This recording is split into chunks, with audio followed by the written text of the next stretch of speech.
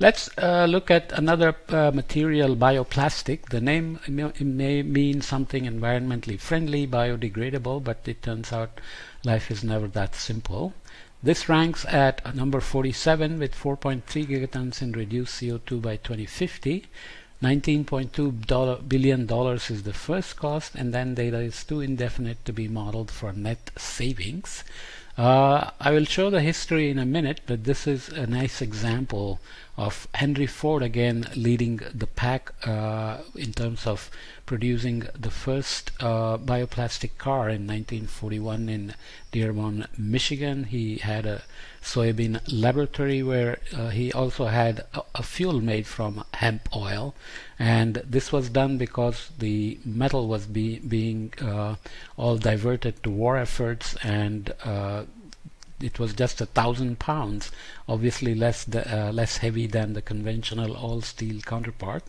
And after the war, actually the manufacturing of cars, bioplastic cars ceased, and bioplastic was never revived.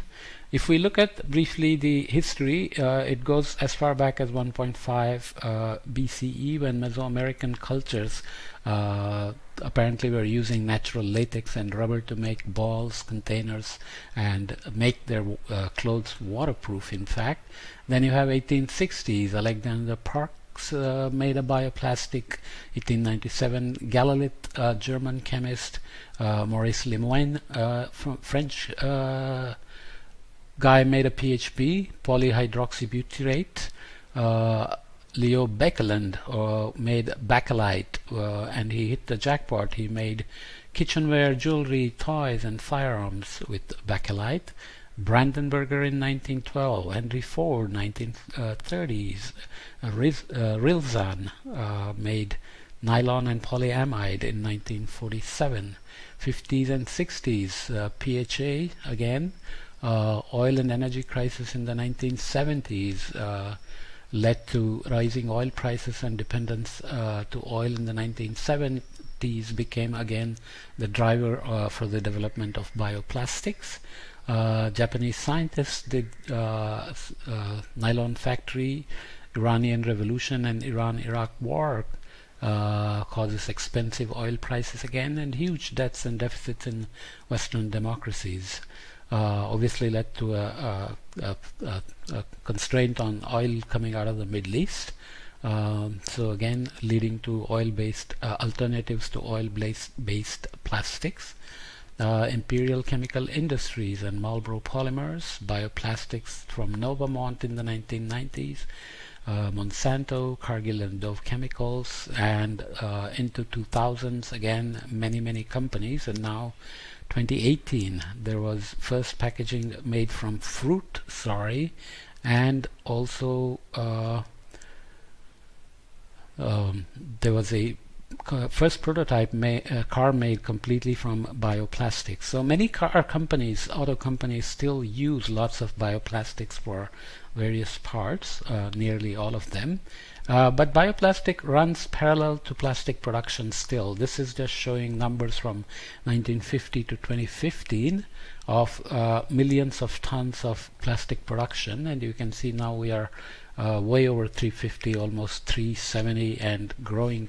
Now obviously by 2021 we must be close to 400. That's tens of pounds per person per year across the world. Considering that the plastic doesn't biodegrade, you can also look at the cumulative plastic production like we do for CO2 production since the Industrial Revolution, and you can see that now that reaches by 2015 over 7 billion tons of plastic production. So that's bad news, of course. Plastic, of course, especially microplastic, is getting lots of publicity because it's found literally in everything, including human bodies and all the fish. Even the tea dips you get made of plastic apparently release billions of nanoplastics which make it into your system, and it's been found in human bodies. And this is just an indicator of how the plastic enters the world oceans. Global primary plastic production, this is already an old number, 270 million tons per year. Global plastic waste, 275 million tons per year. So we are wasting more than we are producing because we are keeping the system accumulating, keeping plastic accumulating in the system. Coastal plastic waste is at almost 100 million tons per. Mismanaged coastal plastic waste is at 31.9 million tons per year. Plastic inputs to the oceans at 8 million tons per year. You remember we talked about collecting the discarded fish nets and converting them into carpet tiles. Well, this is some of that stuff. Plastic in surface waters, 10,000 to 100,000 tons. So that eventually makes it into the sediments, into the open water column, carried around by currents. There are areas where it concentrates, and of course all the fish are consuming it happily, and many animals are getting stuck and killed, of course. So bioplastic, this stuff made from cornstarch, sugarcane and so on, they have chemical additives that make them not be so easily biodegradable, so they will need some pre-treating to make them biodegradable again, but they look cute and almost realistic, like fancy tableware, silverware, as we can see here. This paper talks about broad categories of bioplastics, so bio-based, biodegradable and bio-based. So there are various types of bioplastics here that are non-biodegradable. That's bad news there.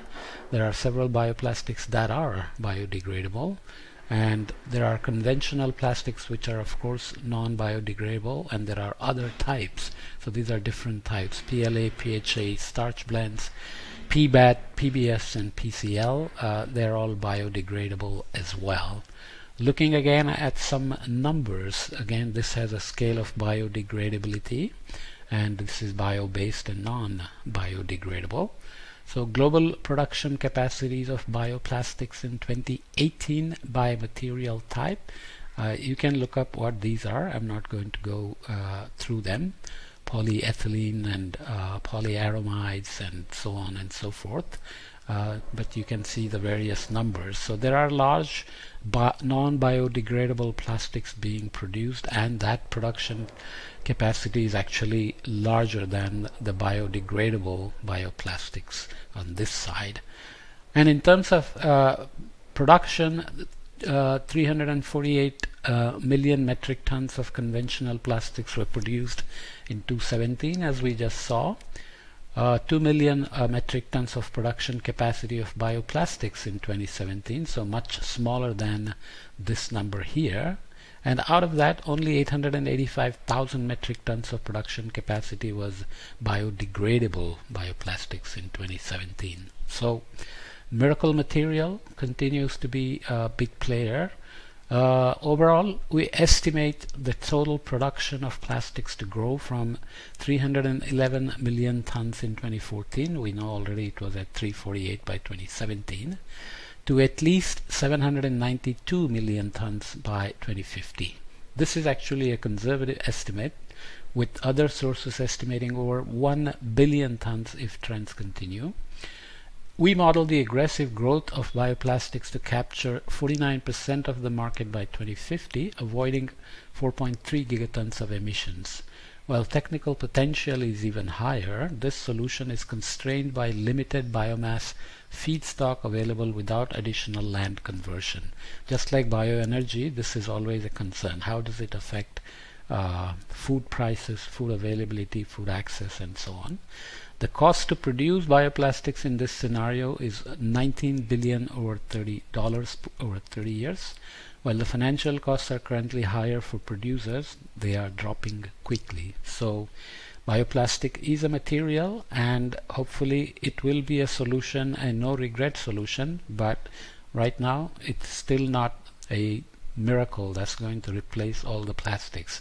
There are many articles showing that it's not going to so easily replace the plastic that's become an environmental menace now, but it's quite ubiquitous and still being manufactured in very large quantities.